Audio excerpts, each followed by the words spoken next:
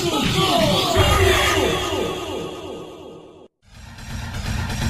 are vastly superior to humans. You know it to be true, so do not resist us. Coming to you live by a tape-delayed basis by means of digital distribution. This is Extreme Hardcore Nerds. Here are your hosts.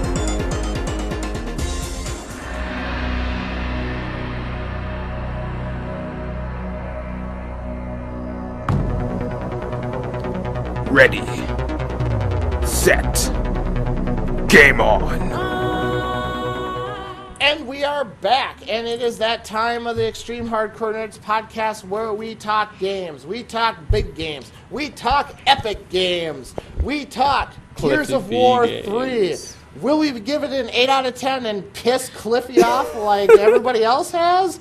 Or will we actually give this game the respect it deserves? Now, with all that having been said, as you kind of heard through the beginning of the podcast, and at this point, I had certain issues going on this week where I have not yet gotten to really play Gears of War. So this is the part of the podcast for the first time in a long time where I am simply going to bow out and let everybody else take over. If any of you have the images of the Hindenburg blowing up in your heads like I do, we're about to see that. So, with all that having been said, I turn it over to, of all people, Garrett, to do our Gears of War 3 review. Oh, how was I standing? So, Gears came out Tuesday. Awesome game. Gears 3 takes 2 years after Gears 2 ending with the Sink of Jacinto. And basically, you, Delta Squad, are on a boat, Raven's Fall. And you get under attack by Lambent. And during that attack, Mr. Prescott, who's been missing since the end of Gears 2, gets on your boat and says, "Hey, Mr. Marcus Phoenix, I have a present for you." And the present is a message from his dad saying he knows how to stop the Horde in Lambent. So throughout the whole entire campaign, basically, you're trying to find your dad, and then you find out where he is and other random stuff. That's what basically the whole entire story is trying to find your dad. I gave the story probably a good 8.59. It has some, you seriously kidding me this part, but also has some really good parts to it too. It's not like Gears 2 and 1, which Gears 1 and 2 didn't really have that great of a story. This one's more built on the story than anything else. Gameplay. It's not closed corridors like Gears 1 and 2. It's literally wide open spots, wide open spaces. You will have hordes coming at you. It's brilliant. The scenery looks great. They actually have different colors in it this time. Green, for one. There's a lot of green. It's the cover system. It's the cover system. They did a little tweaks on the cover system, make it a little bit better, but overall, it's the same old cover system. It's pretty good. Your squad, also, when you're down, you're not game over. Your squad actually comes and heals you. So it's also kind of cool that you're not automatically fail. Just make sure you don't kill your squad members when they're down, because I did it a couple times with Hammer of Dawn. Yeah, kind of sucked. They also have new weapons in the game. Just check them out. Retro, Lancer, and other stuff. Yeah, gameplay, I gave it like a 9. Some just little bugs, but overall it's a good, solid 9. Graphics. If you like explosions, you'll like this. If you like blood, gore, guts, violence, you will like this. Good. I know. I had a gal buy it for her grandson, and she plays like Call of Duty and stuff with them. And she's like, "Is this gonna be as violent as Call of Duty?" I laughed at her. It's like the gameplay is slow, unlike a Call of Duty, which is fast paced. But with the graphics, the sceneries are gorgeous, the explosions are gorgeous. Like, it's a solid 10. Everything is just outstanding on the graphics. Enemies. Lambit, new enemies. We got to see a little bit of it in the end of Gears 2 of the Lambit, but we didn't really get a clean picture of the Lambit. There's different kinds of mutations on the Lambit. Later on, you'll just see different mutations. Each of them has their own strength and their own weakness. There's also just a lot of different stuff. Some of them you need to keep your distance. Some of them you can go up close. It's just they have different stuff. So I give the change of the enemies a pretty good 9.5. So the single player overall, I'm going to give a good solid 9.5. It's basically what you're expecting because it is about a 12-hour long campaign. So it's a good finishing up campaign for a really good IP. Multiplayer. Let's on Horde. Horde is the same of Gears 2, but also a lot different. You can build barricades, decoys, sentry turrets, and all that with the money that you do raise for killing people or completing a wave. You can also upgrade those two after you buy a certain amount. After every 10 waves at the end, like 10, 20, 30, 40, and 50, because it is up to 50 waves still on Horde, you have a boss battle, and it can become like a Lambit Berserker, it can be a couple Corpsers, it can be a Brumok. I believe they always say level 50 might be the Queen, but I'm only stuck on level 39 right now.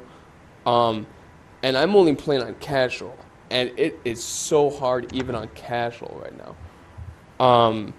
It's really fun and really interesting to see how you got to kill the bosses though.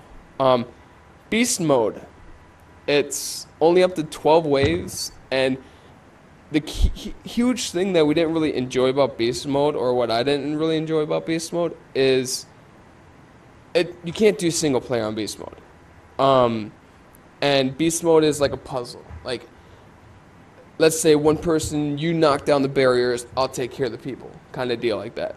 And then later on, like more like barriers you knock down, more people you knock down, you get points, and then you can unlock bigger beasts and all that. There's also heroes of the COG that you got to kill, like Prescott, Marcus, Anya, other just random. Each wave you go up, you got to kill a certain amount of heroes, and it's a time limit of a minute. But after every single person you kill, or a decoy or barrier you kill, your time goes up like 5 seconds. So you're on your feet on that.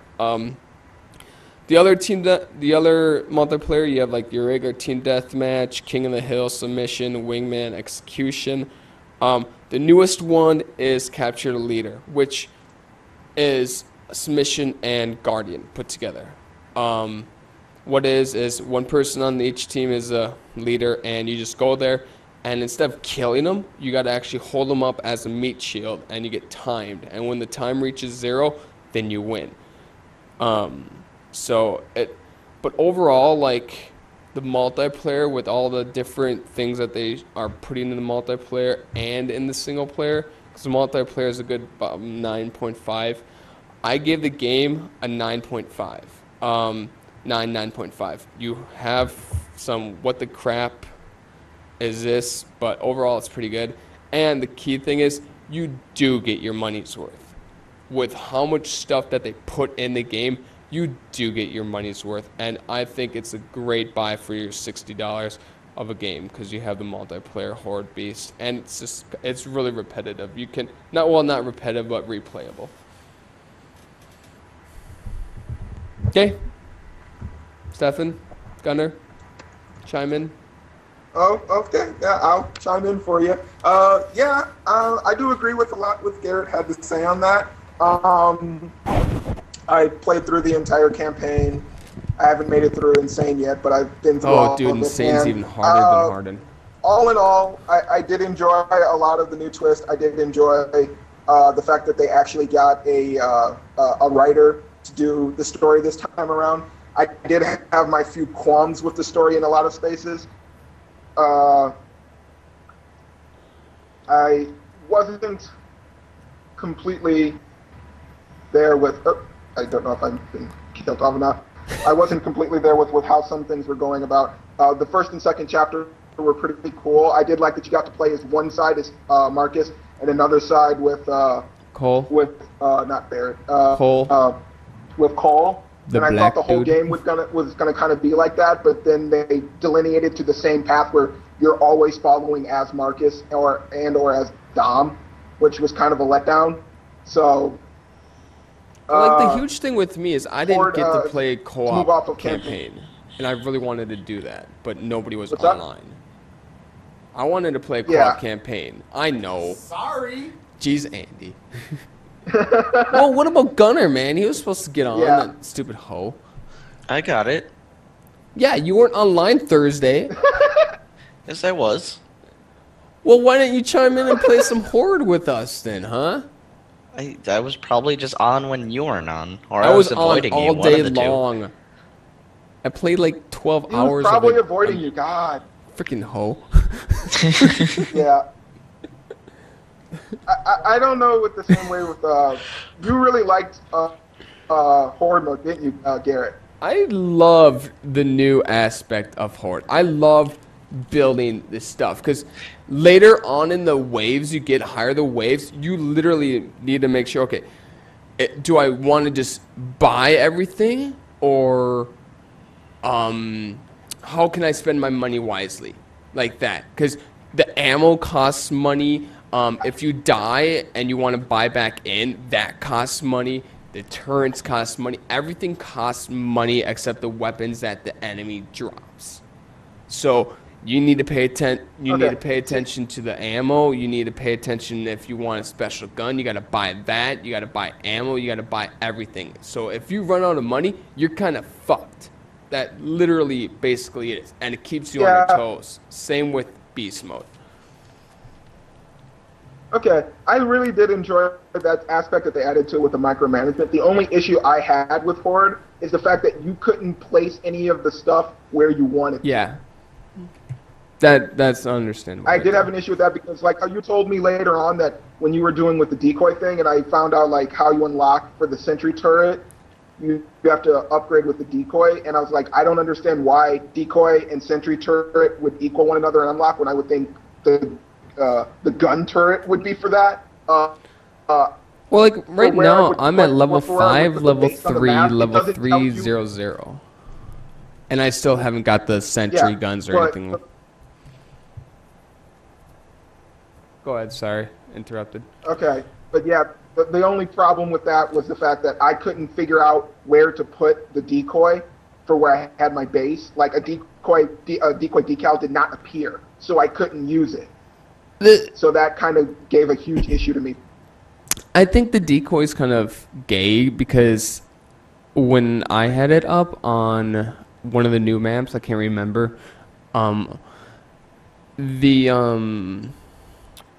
the decoy just died once from a boomer or from a mauler or from a mulcher or whatever. It's just like, you seriously kidding me? I thought a decoy is actually supposed to be doing something, not just, okay, one shot, you're down, what the fuck? Like, okay, now they're coming after me because this decoy can't really do anything. And this is on casual Yeah. I'm talking about. I'm not playing on normal because normal... Their difficulty settings might have been a little weird. Like, because yeah, I thought hardcore would be like a medium or an actual hard, and it was basically the normal part of the game, which is really, really weird. Because I blew through that in almost no time, so I found that really boring. But all in all, I give the whole game, if I'm going to be honest, I do agree a little bit more with Jim Sterling on the 8.5. I might give it 8.9. I have some gripes with certain issues and tweaks that they've given to the whole thing. The story was okay. It wasn't great, but it actually, the whole game did focus more on its story, so I was happy with it. But all in all, 8.9 is where I'm going to score at. One more thing though. I don't know if Gunnar has any the difficulties and all that. The campaign difficulty is like easy is really easy, normal is easy, harden is really easy or normal. Insane is insane. That's basically it. But it's completely different of Horde. Go ahead, Gunnar. I know I talked to Stefan about this too. I'd say like an 8.5, probably an 8.92. I mean it's a good game, but it's just Gears of War Part 3. I mean, that's why I think the Destructoid review is pretty much right on. Cool. Well. Yeah, I do. Go ahead. Sorry, didn't hear you. Go ahead. I couldn't. I was just saying. I was going to agree with Gunnar that, like, yeah, the whole point what they were really trying to get for with that story is that it's an end, and the Brothers to the End didn't really suffice for it. That's what basically what we're saying. The Brothers to the End didn't really suffice, but the story was good.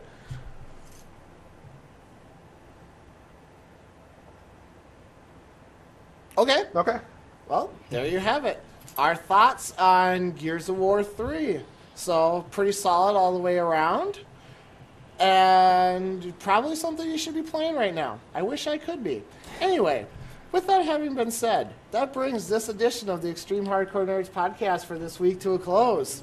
I am, of course, your host, your all-knowing exalted one himself, the King of Kings, Andy Kruger. Also along with me are... the guy who was about to stop painting for a few moments, go find another slave to make some adjustments on, but I'll stay for a while to be your present Duck Reaper, Stephen Creighton. And the other guy on the internet with this is... The Glory of the Goats, Slayer of Bunnies, Backseat, Bye, I'm Tired, Gunner Sepper. Outstanding. And with me in studio this week... Gears 4. Butthorn. Deuces. Peace, everyone. See you later, folks.